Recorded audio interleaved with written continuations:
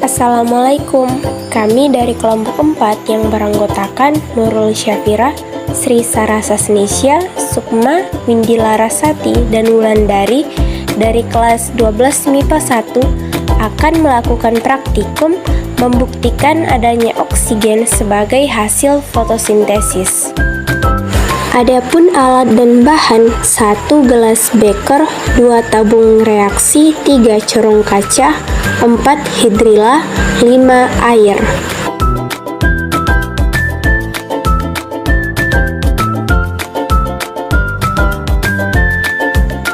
Letakkan hidrila di atas corong kaca, kemudian corong kaca dimasukkan ke dalam gelas beker seperti yang dilakukan pada video di atas. Corong kacanya itu dimasukkan secara perlahan agar tanam hidrila yang terdapat dalam corong kaca tidak keluar. Langkah selanjutnya, tabung reaksi diisi dengan air lalu diletakkan di ujung corong kaca. Kami melakukan 2 kali percobaan. Percobaan pertama, gelas beker atau tanaman hidrila diletakkan di bawah sinar matahari. Setelah itu, kita mulai menghitung jumlah oksigen yang dihasilkan pada tanaman hidrila. Setiap 10 menit berapa oksigen yang keluar. Selanjutnya, percobaan kedua.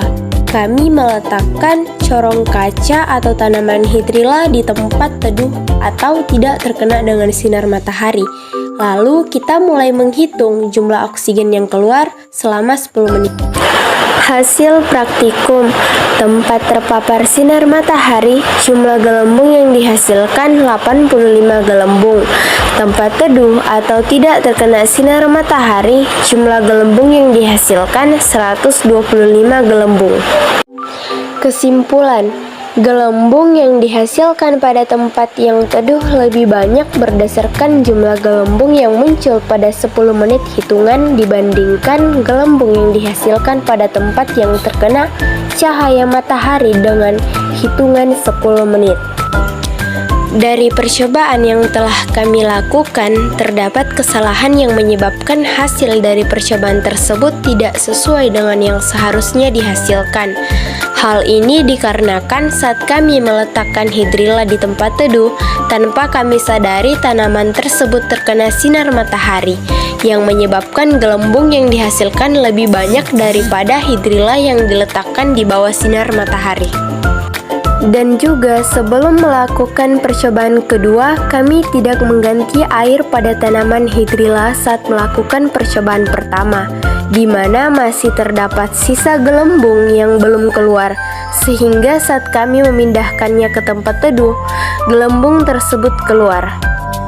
Seharusnya, di tempat yang terkena cahaya matahari dihasilkan gelembung udara lebih banyak daripada di tempat teduh. Hal ini disebabkan karena dalam proses fotosintesis, matahari sangat diperlukan sebagai sumber energi. Makin tinggi intensitas cahaya, makin banyak aktivitas fotosintesis yang dapat dilakukan, sehingga gelembung udara 2 kali lebih banyak dihasilkan. Suhu dapat memengaruhi proses fotosintesis. Untuk berlangsungnya proses fotosintesis diperlukan enzim-enzim.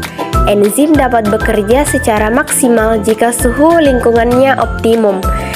Jika suhu di atas optimum, laju fotosintesisnya berkurang karena aktivitas enzimnya makin lambat.